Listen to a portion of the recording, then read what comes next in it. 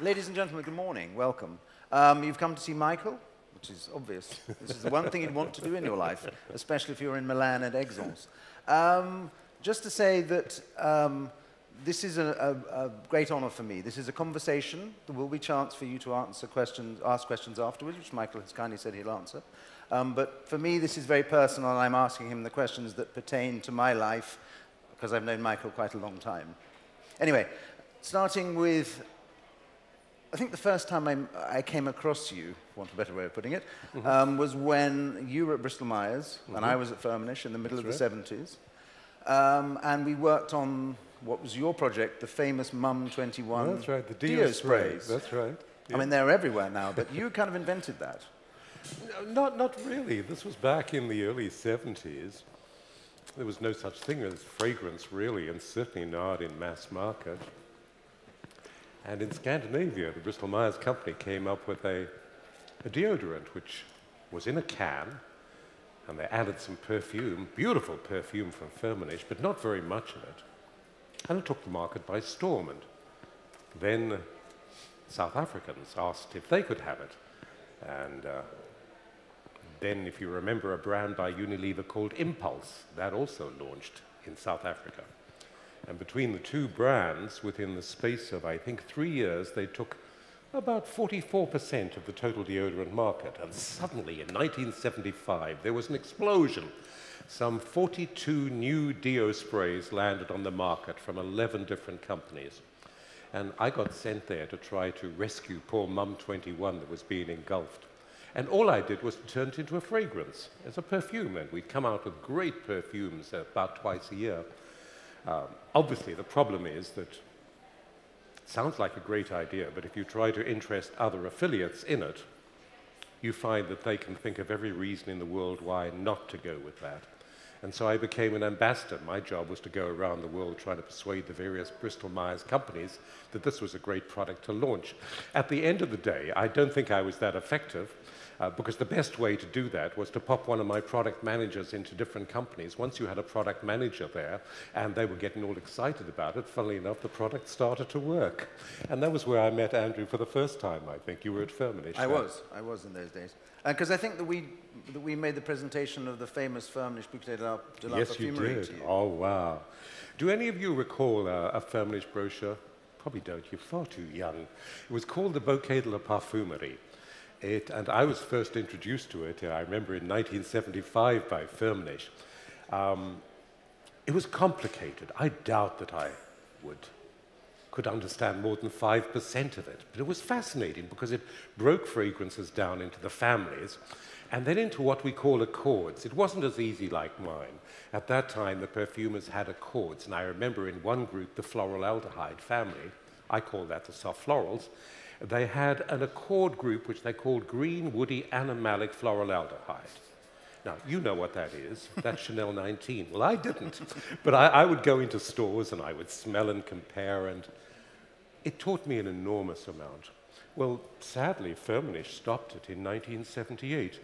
And in 1981, I was in Paris working for Halston, when the Halston Group was a great brand around the world. They had Max Factor fragrances, Missoni, Jean d'Albret, fragrances like that. And I asked Firmenich if they would allow me to resurrect the Bouquet de la Parfumerie, help me condense it and update it, and would they allow me to use it for my sales associates around the world? And they did. And it worked. Little doggies that were fast asleep on the shelf, I remember, started to pop up and bark, and I became more and more intrigued by the power of the fragrance family. And so really, that was how my inspiration for getting into the fragrance business. So, because you've now classified more than 26,000 fragrances, not just a couple, but 26,000, which you've cent by cent. So, I mean, I kind of mentioned sort of how it started, but how did this specific the decision to go and do what you're doing now actually start? You're not going to believe it, but by accident. I'd become more and more fascinated by the power of the fragrance families. You know, if you ask people for the names of their favorite perfumes and you get 3 or 4 or 5 names, invariably you're going to find that at least 2 of those names belong to the same family. People don't realize that. I mean, they will argue that they're different fragrances, and they are, but they belong to the same family. And even if you come across someone, and I would imagine many of you, I ask you for the names of your favorite perfumes, and you end up giving me 4 or 5, and they all belong to different families, all that tells me is that you must love perfume, because there's no way in the world that you could have developed so broad a taste without trying a lot. Give me more names, and I bet you that we'll find that you like fragrances mainly in 1 or 2 of the families. And this was what I'd found fascinating. Remember, if you would, I was intrigued by the power of the new wine world. The fact that they had taken the idea of cultivars, Sauvignon Blanc, Shiraz, and sorted wines like that. And I thought, wow, wouldn't it make sense to sort fragrance like that? And working with the bouquet and seeing the validity of the families, I'd become more and more intrigued by the implications for selling. Well, Halston lost control of his licenses in the early 80s and retired a very hurt and bruised man. I left the company and I set up as a retail consultant. My work all came from retail. And I was so lucky, that's why I say it was by accident. My first client was a group of perfumery drugstores who asked if I could help accelerate their perfume business. Remember, if you would, I was lucky because this was just the start of perfume. You know, perfume is not even 50 years old, real perfume today. If you go back, Charlie, 1973, would be the pivotal fragrance that changed the world. Before Charlie, women really bought perfume for themselves. Perfume was a gift. But Charlie spoke to a new generation of women who were working, not just at home there. They had money. Then came Opium, our first blockbuster of 1977, the equivalent of Jaws in movies, because we're in the entertainment business. And by the end of the 70s, women were spending more money on buying perfume for themselves than men were spending on giving it to them. And that was what changed the world. Suddenly then, in the 80s, you had the explosion of the American designer fragrances, Halston, Oscar de la Renta, Chloe, Jeffrey Bean, I could go on there. And so when I started in 1983, when I set up my little company, the world was an oyster. Retailers were starting to come around there. Giorgio in America had shown that perfume was not just an accessory, because most retailers around the world, until Giorgio, treated perfume as a nice but not real important. To them, clothes were the important category. But Giorgio showed that you could not only bring traffic through the door, but you could get sales per square foot. And suddenly, the world of fragrance exploded. Sorry to interrupt, but I remember with Giorgio, there were companies in America that weren't allowed to sell it at retail. Yes. Who would go to across the border to another state, where they would go and buy it retail and bring it into their own store to sell it to the customer, just to drag customers into the store and say, we have Giorgio. It was a wild time, Andrew. So I set up, now, you know, this little company that I was working with, I could help them develop them, training them, merchandising, but I couldn't help them sell. I wasn't there 24 hours a day. And there was no guide. Harman and Reimer's guide had become too technical to use, and the bouquet was not available.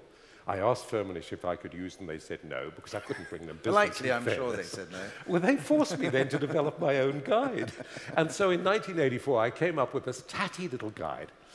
It was spiral bound. It had about 300 fragrances in it, but the basic idea was simple. Tell me the perfumes that you like. I'll look them up in front of you in the back. And when I see which family seems to hold the most appeal, I'll say, well, if you like that, why did you try this, this, or this? And it worked. And so in 85, 86, 87, I updated it. 88, Nordstrom, the great American department store, found a copy. Don't know how.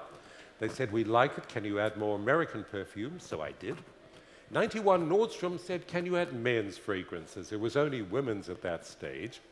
And so, Andrew, I became the first to match men and women's. Now, I say that to Andrew because as a perfumer, he would know that all the oil houses have got one classification for women, one for men, and so do the brands, really. It never made sense to me. Smell is smell is smell, but I didn't do that just to be smart. I did it because I had to. The reality is that in the Western world today, department stores, perfumeries, 80–85% of customers are women. Now, I'll hide behind the desk, but please don't throw stones at me when I tell you that most women have very little faith in the fragrance judgment of the men in their life, so they tend to buy for men what they like, and we get used to it there. And that was why I matched the feminine fragrances by family with the masculine ones there. And then in 1993, Nordstrom again, my godfather, said, would I start classifying niche? They wanted to put a Nicotal into a big plaza outside of San Diego.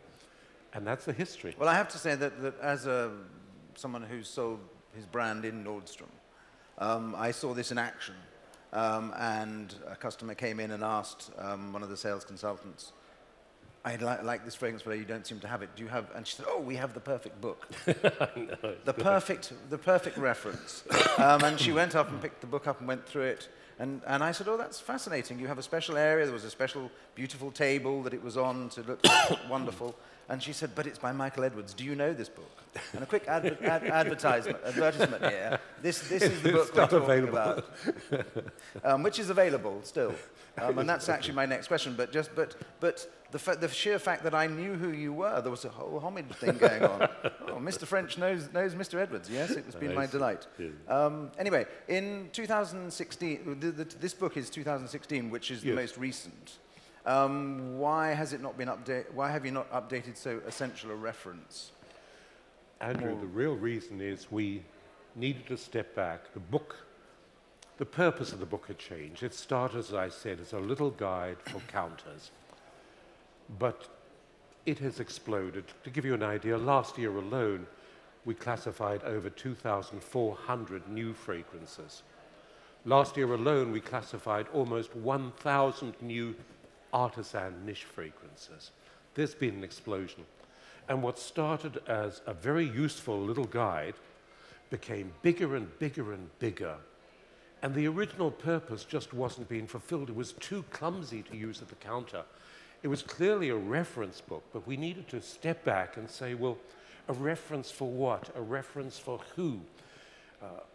We could have gone ahead and done it again, but Margaret, my team, and I felt, no, we need to really identify what it is. And so for the last 18 months, we've been asking subscribers, do you want the book? I know that sounds silly, but we had to say, do you want the book? And the answer is emphatic. I say, do you want the book? Because some 15, 16 years ago, we started a database, an industry database, fragrancesoftheworld.info. And by the way, in front of you, you will see a card. We are going to bring out the book again, but I'm going to ask that you go into the database. If you look at the back, you'll see the address of the site, the database. And if you enter the code of Esxence 18, it'll give you a complimentary access to the database. And we're asking all the niche brands, if they wish to be in the new book, to go in there, check their brand information. Have we got the years right? I think we have. Have we got the classification right? We've checked with you, but I want you to double check. And tell us, okay, if you don't come back to us, I'm sorry, but you probably won't be in the book. So it's an incentive for you to get into that next book the next time there. So we had the book already, the database already, Andrew, and the database now has got over 26,000 fragrances listed in it. It Which literally is extraordinary in itself. It's the memory of the industry. It's not used by consumers. This is used by the perfumers, the Firmenich, the Givaudan's. It's used by the great brands, the Lauders, the Edition de Parfum, and people like that. And it's updated daily. And so we were starting to think, well, does the book have relevance any longer? Because the book can only come out once a year. And that was one of the hesitations we had, Andrew. Is the book out of date?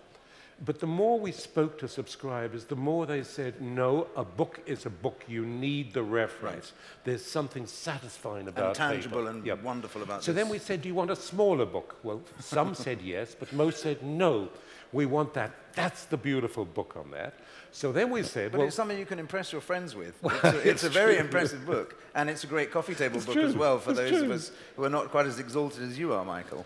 But then we said, what do you want in it? And this was the interesting one. And what it boiled down to is that the thing that interests people today, you, my colleagues, the professionals, are two categories: artisan niche fragrances. And the fact is that over the last 10 years, as you'll see from that card, we've classified over 6,000 of the new artisan fragrances. And number 2, the selective premium prestige, those 2 categories. And so does this make sense to you that we propose to put out the book as the reference to those categories there, probably using that size there? We're working hard to see if we can get this together before the end of the year. But please, if any of you've got a brand, go in there, check your brands, tell us on email, yes, it's correct, and then automatically we'll ensure you're in the book. Does that make sense? Yeah, it makes absolute sense to me, except that what doesn't make sense to me is this whole enormous explosion of all these fragrances. Oh, yeah. And you can't keep those in a book because there's another 20 launched today and however many tomorrow.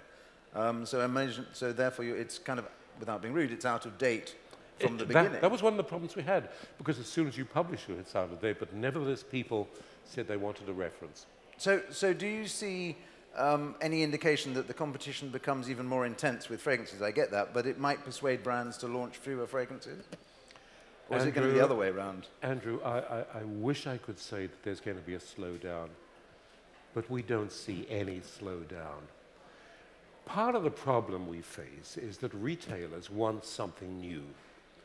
Ever since Bloomingdale's launched Giorgio and Giorgio exploded, because it's hard for you to imagine the impact Giorgio had on the fragrance business. The fact is, if you boil it down, the retailers, the perfumeries are interested in only 2 things.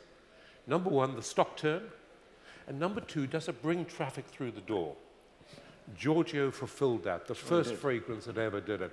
People would come into New York, they'd go to the Empire State Building, go to see the Statue of Liberty, and go to Bloomingdale's to buy a bottle of Giorgio. It exploded. The fragrance that you couldn't afford, by the way, was how these... You know who's wearing. Sorry? Do you know who's wearing? Yes, that was the one there. The problem is, though, that ever since then, the retailer said to all of you guys, if you're brands, well, thank you for what you did for me yesterday. What are you going to do for me tomorrow? And that was what started this explosion of new fragrances coming through.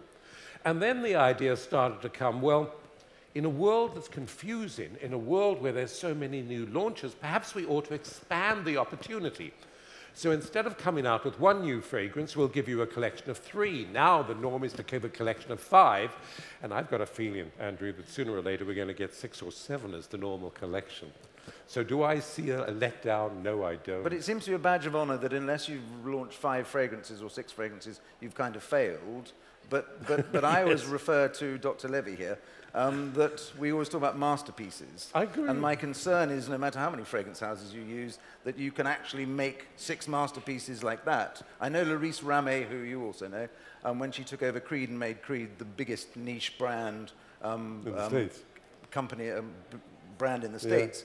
When she launched her own Bond No. 9, the one thing that she wanted to do was launch 1 more fragrance than Creed. The difference was that Creed had been doing it over many years, and she wanted to do it instantly. The 26 instant fragrances was a slightly different. But whether that set the trend or not, or what, I'm not quite sure. But it worries me for the retailer's point of view. How does the retailer control this, and how do they select brands? They don't, and this is one of the problems that niche in particular will face. The number of retailers who stock niche fragrances are increasing, but not dramatically. And if you speak to Joe Voy, for example, you'll find that they're quite open in saying that they want to prune brands. And so we're faced with an ever-increasing number of brands, but a static number of perfumeries. Yes, some of the major department stores are starting now to take niche seriously, and they will, but only in the world's major cities. If you go into Birmingham, for example, you'd find it difficult to get any major distribution at niche there. If I go into, let's say, Saint-Tropez, I'm not going to find much niche there. It's still mainly a very urban, great city phenomenon there. And this is one of the problems. And so when I look at the explosion of fragrances, it's no wonder that a number of distributors and retailers say to me, I'm cautious. Here today, gone tomorrow. Do I believe also that it's wise to come up with 3 or 4 fragrances? No, I share the masterpiece concept. The fact is, it's difficult to come up with 1 good fragrance. To come up with 3 good fragrances is impossible. A good fragrance needs time. to develop, to explore, to put it together. I once asked a designer, when I was working on the Perfume Legends book, how would you describe your job? And I've never forgotten the answer. He said, my job is to turn the ordinary into something so extraordinary that you dribble with desire. Wow, that's a tough thing. And so, yes, I am concerned by the number. I don't think that it's helping the brands. There's the focus on newness and quantity rather than developing the thing that will work for them. So having mentioned about all these launches, is the one that you've seen recently that's been launched that stands out either in terms of how they presented it or the excitement or bringing people in or the promotion? I don't quite... A new fragrance? Yeah. Yes, niche, I was in the States in November when Glossier You was launched. Are you aware of a fragrance called Glossier You? Are you aware of a niche makeup company called Glossier? Mm-hmm. Those of you who are not, it started 4 years ago, a startup. It came out of Emily Weiss's blog called The Gloss. And she created this brand, which became a cult makeup brand. I think they've now got 23 or 24 SKUs in the range there. But it is cult. Don't know what their sales are. It's not revealed. But they're big enough that they attracted in February $52 million of additional capital to develop the business there. Her first fragrance came out at a pop-up in Lafayette Street in the Village in New York in November. And it fascinated me. It was this little store, and at the front, it was all red. You couldn't see inside, all red. And at the front was a woman dressed in red who invited you, opened the door for you, and invited you in. The floor was carpeted with red. The walls were painted red there. The ceiling was brilliant white because the packaging is white with a red cap on it. And the packages were displayed as in an art gallery, as in a museum, with great reverence there. And you were greeted by one of the sales associates, dressed in red, of course, who invited you to go through a little door. And she opened the door for you, and beyond was a cubicle. And tiny cubicle, and at the end was a hatch. And as you went in the door, the hatch opened up, and a hand came out, encased in a shiny red glove beyond the thing. May I? Oh, sorry, of course. And shook your hand. The hand went back and came out with a card that says, "Hi, handsome." I'm sure if you're a woman, the card would have said, "Hi, beautiful." But whatever it was there. Card came back, came out with a bottle, and asked for your hand. May I? Yes, yes. And sprayed it for you. Oh, and then invited you to go. Very clever. It was probably the most impactful launch that I've seen for a long time. It was totally absorbing, totally different, totally out of the world. The fragrance, by the way, if you haven't smelt it, was created by Frank Vogel of Firmenich, in fact. He was the man who did Santal 33 for Le Labo, and that was why Emily wanted him to work on this fragrance. It's part of a new generation of what I call musk fragrances. But also close fragrances. I'm sensing, Andrew, if I may just diverge onto this, I'm sensing, right or wrong, take it with a pinch of salt, but I'm sensing that there is a change in what we want and what younger people expect from fragrance. I remember it used to be that we would say a fragrance must be very soft to start with.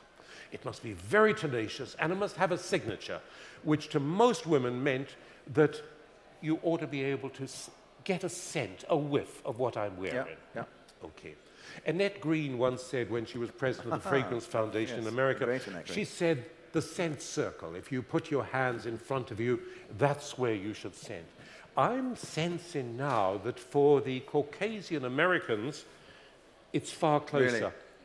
Because the younger people are tending to work in spaces very close to each other, there is this sensitivity to intruding on somebody else's space. It's almost Japan sensitivity, I'm finding, come to the millennials on this.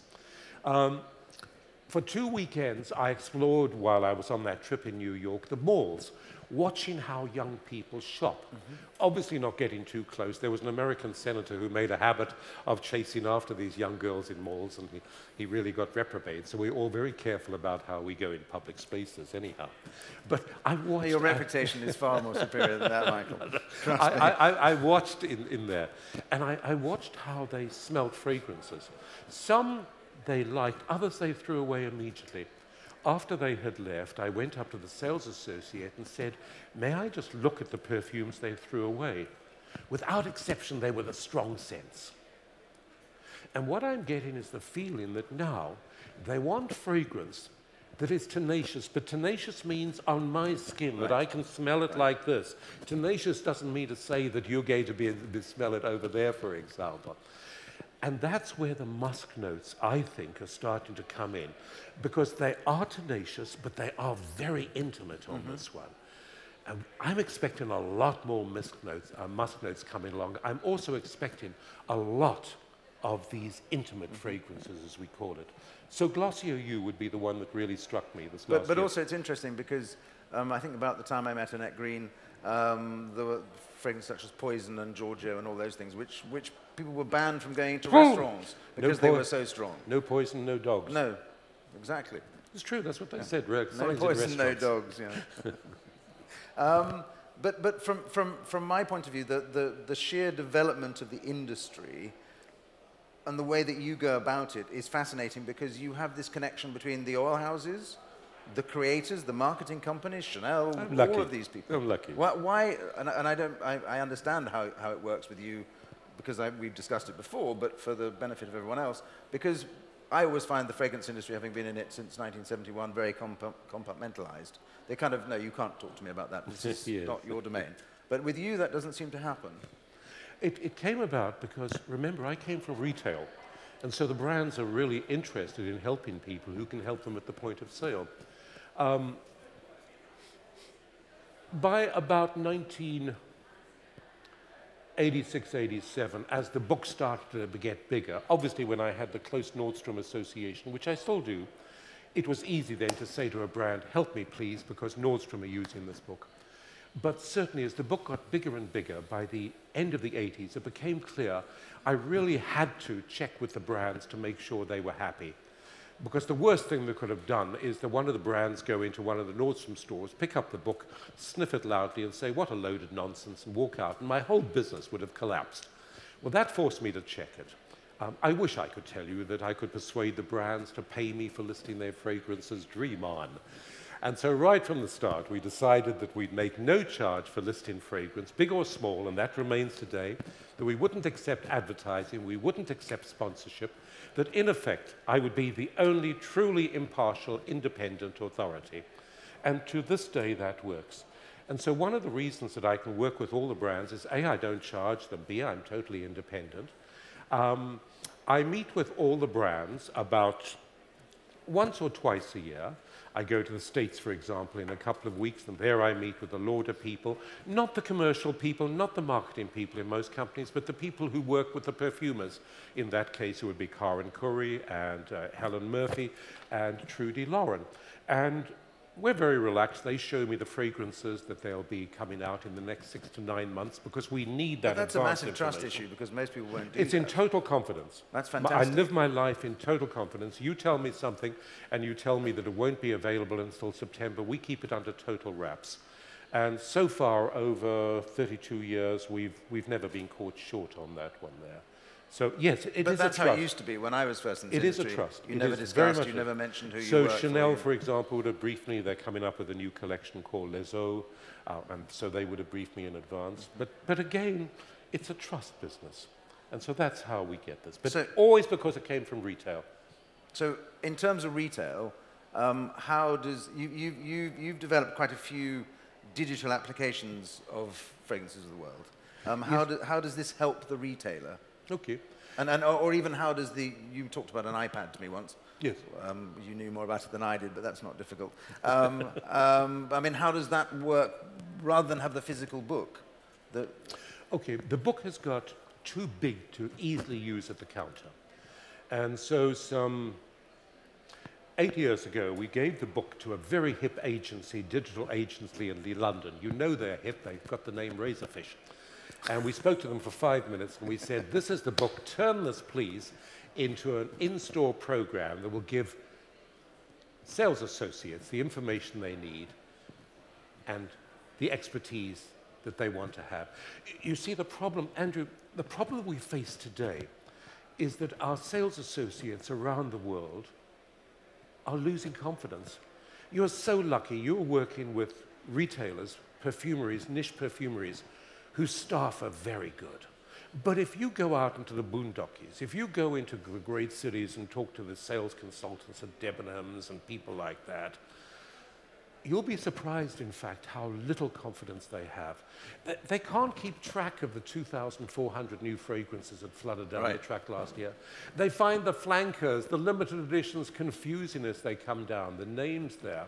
When they suggest something, the millennials immediately check the information on their smartphone, on that kind of thing there, and argue with them about this information. And so one of the key things, we were approached by the perfume shop in the United Kingdom. And what attracted me is that they said, look, we have to build our sales associates. So we created for them with Razorfish this lovely iPad program that was designed literally to put the sales associate, the consultant, in the driver's seat. Questions like, what's your favorite fragrance? Tell me what it is. They click on it and boom, show them 4 other fragrances that the perfume shop stocks that would be the closest match. It was like an automatic fragrances of the world. Sorry, may I interrupt? For those who don't know, the perfume shop is a high street shop throughout the whole of the UK. The number one volume seller in the UK. It's not just in London, so it pertains to what you're saying outside the boondocks. All out there. We included in that a note. You like perfumes that have got patchouli in? Click on this, okay, and we'll show you which they have. You want to play with the fragrance families? Okay, here's the wheel, you can play with it. Well, this has now evolved into a European force. This is part of the Marionneau group, this is part of the Issy Paris and the Benelux, this is part of the perfume shop, and they have exclusivity for my work on digital retail in Europe, in fact. And we're working on a huge new program together with their staff in Milan and Turin, which is e-commerce online. But the interesting thing is that the objective is not just sales. The objective is to build the confidence of their staff, and number two, to build the confidence of consumers in the staff's advice. And that's why I loved working on it. This was no other retailer that had ever offered us that chance. And everybody else has said sales, and you think, oh, yeah, we've got other things to do first. But I've never experienced that either, traveling the world to go to lots of different retailers. The actual confidence, not the confidence of, but the confidence in the sales consultant is almost zero. Yes, I agree. It's a tragic situation. And there, I mean, especially in America, where certainly in the big stores, where everybody is proud to have their own particular customer, their own client, and they treat them as clients. They write to them, they say you're out of stock, you should have this, you should have that. But that's still not seemingly acknowledged by the people who are running the stores. And I mean, without that relationship, you're kind of dead in the water. When there are so many fragrances around. Even factual stuff. I mean, I go into a wine shop and I give them my taste. They'll usually be able to recommend something for me. In an explosion of fragrances, somebody needs to recommend and give us a feeling. I once played dumb male. I left from Paris and I went to London and I walked up Oxford Street to the department stores, and in each one I played a man looking for a gift for his wife, and I said, they said, what does your wife like? I said, Alessandro Dell'Acqua, which he did, in fact. Now, I know that's discontinued now. I said, I can't find it. Can you suggest another gift that if she likes that, I can give to her? There was a confab. They said, what kind of fragrance is it? So I said, nice. Well, I mean, what else would a consumer man say? I said, nice. They said, no. Is it floral, oriental, woody? I said, I don't know. Big confab. No, can't help. I then went to New York and I went into Bloomingdale's and Saks. They said, and said, this is on promotion this week, so that didn't help me. I went to Neiman Marcus in Houston. Oh, they're exquisite. They wrap themselves in a paradox of apologies for not being able to help me, but couldn't do it.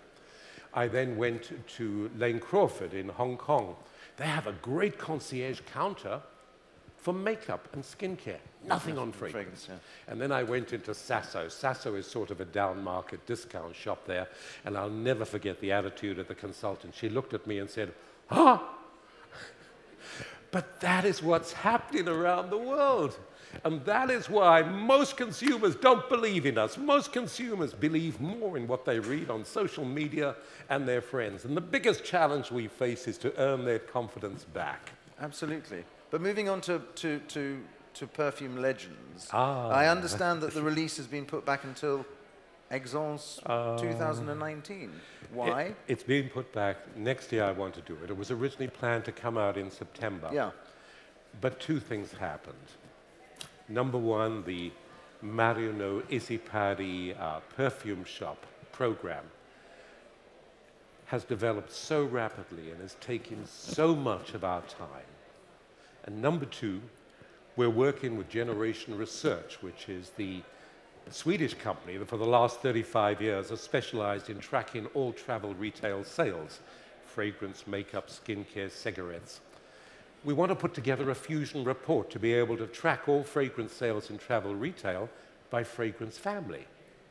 Wow. Now, the reason for this is that in the world of the future, I have this perception that if you want to make the most of a particular new fragrance, you're going to have to come up with variations that appeal to different people in different parts of the world. The fact is that what white Americans like is not what Hispanic Americans like there. Hispanic Americans like a very bright, fruity, oriental floral there. It's not what like the South Americans like. They want a really bright kind of fruity note on that fragrance. It's certainly not what the Middle East likes. It's certainly not what the Asian market like. But we've never had any sales data to actually give us a clue as to what the world's potential in this is all about. The beauty of sales data in the duty-free world is that fragrance accounts for about 16% of all sales in travel retail, which means we've got a big universe to be able to measure for fragrance families. And so that we're working strongly with them to come out in September. So Andrew, we're a tiny company.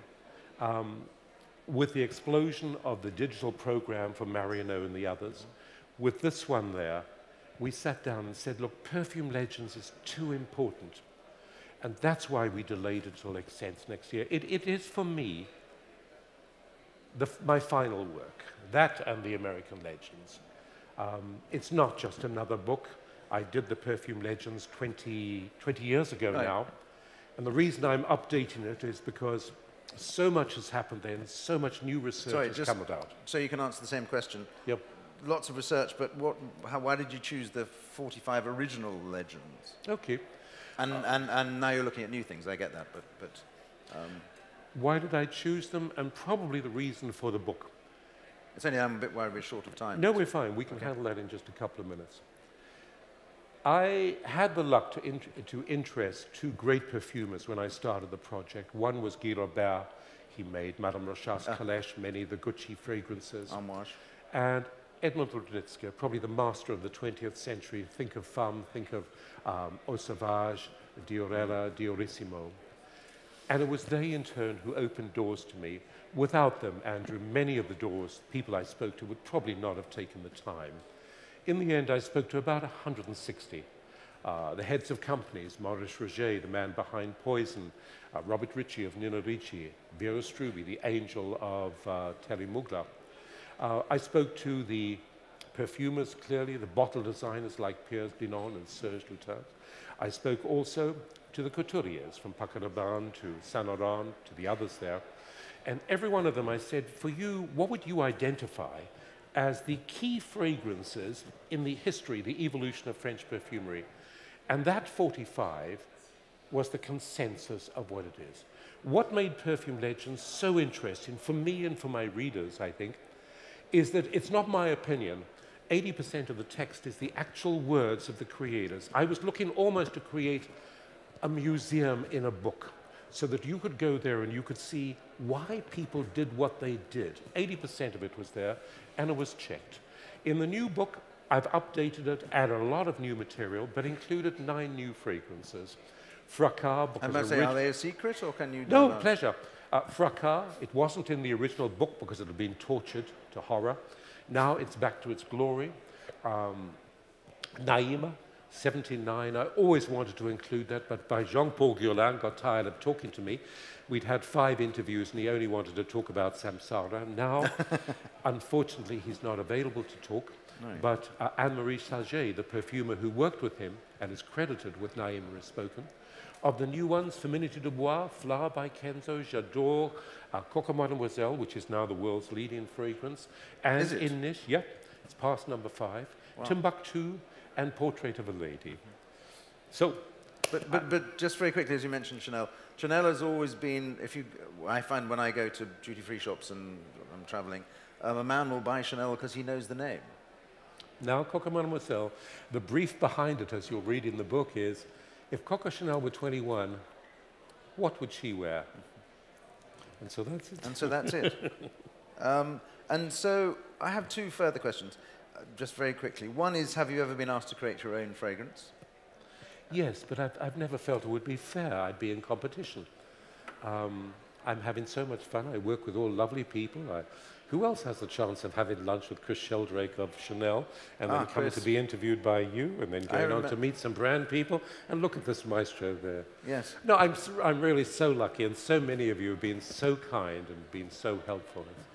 It's been one of the privileges of my life to work in this industry. Me too, I have to say. Well, I don't know about meeting him. I mean, I think I might cool that a bit, but the rest is good. Michael, it's been a pleasure. Thank you. I'm sure you will have, hopefully you will have questions. Would anyone like to kick off with any question if you'd like? Anything you like. No. Lady here. I'm fascinated by the shape of your family. By the shape of the wheel. Lady, I will... Oh, we need a microphone. You're fascinated by the shape of the wheel. How did it come about?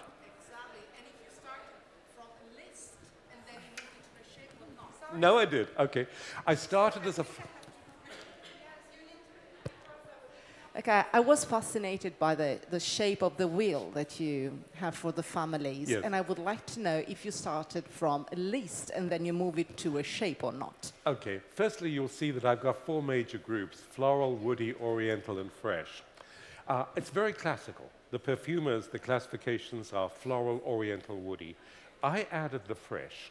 And now this is universal. I added it, not just because I thought it nice, I added it because the perfumers were ignoring eau de colognes. To them, an eau de cologne is not a real perfume. But for me, with the introduction in 1966 of Eau Sauvage, for the first time we had a citrus fragrance that had the tenacity of a real perfume. Secondly, the perfumers classify the green fragrances as a subcategory of florals. Well, that's okay when you've got something like Pleasures, for example. But when you're talking about a real green fragrance, think of Vent Vert, think of Alliage, think of Eau de Campagne. I mean, there you've got smelly, fresh grass. People who like florals found that too off-putting. They didn't like them. And that's why I put the separate green fragrance with that. And then came the water notes. So that was it. So that's how that came about. Originally, it was not a wheel. I started training because, as I mentioned to you, I started by accident with this group of perfumeries. And so I started training. And when you train, you obviously have to explain things. And so the wheel developed as a device to help people understand the relationship between the families. Originally, it was a fan. And then one day I put the fan together and said, you know, it makes more sense of a wheel. So we went from a floral, and you add the aldehydic notes and make them soft and powdery, and you get those aldehydes, which I call soft florals. The reason I call them soft florals, not aldehydes, is because I come from retail. If you say to a customer, this is a lovely fragrance, it's a new floral aldehyde, they'll get that puzzled look in their eye, and so you feel constrained, you feel, well, yes, you know, aldehyde is a synthetic note. It doesn't smell very nice, but by that time you've lost the plot. At the end of it, you're talking about something that is soft and pretty powdery. You add the spicy notes, and it turns into a floral oriental, like Oscar de la Renta Armani. You add the incense, and you turn it into a soft oriental. Perfumers call that semi-oriental. I call it soft oriental because if you tell somebody semi something, they think they're only getting part of what they paid for. So I call it a soft oriental, like opium. Bells and whistles, the queens of perfumery, the orientals there. Then you add the woody notes, the fusion of the patchouli and sandalwood, and you get that mix. I was the first that came up with the woody orientals because I had to. In 1984, Isatis came out from Givenchy. Ah, said Givenchy. Is that un Chypre? No, no, no, said the perfumers. It's a Chypre. No, said Givenchy. It's actually Oriental. Then 85 came Elizabeth Taylor's Passion. Ah, an autre Chypre. No, no, no, no, said Elizabeth Taylor. It's an Oriental. They were both right. It was the fusion of a new mix. Now, I have to keep peace with the perfumers and the brands, so the solution was to divide floral Orientals into the florals and the woody Orientals. Now everybody else does. Take out the Oriental notes, you get the woody ones. Add the oak moss, or now the patchouli, you get the velvety interpretation that we call the Chypre mossy woods. Add the tarry note that turns it into a leather, and there it is. That's how it happened. So, as always, Michael, you're lacking in enthusiasm in the way you explain these things. Anyone else like to ask a question? There must be lots of you, surely. Yes, there's a lady here. I'm going to be intrigued. I'm going to be intrigued because you train for Coty Dior in Poland. What can I ask for you? So I'm curious if you believe that regardless of the number of new launches every year, whether we have 100 new launches or 3,000 new launches, the percentage of really brilliant perfumes is constant? Oh, that's a very good question. I'd have to say no. I don't believe there's anything constant. There's nothing assured.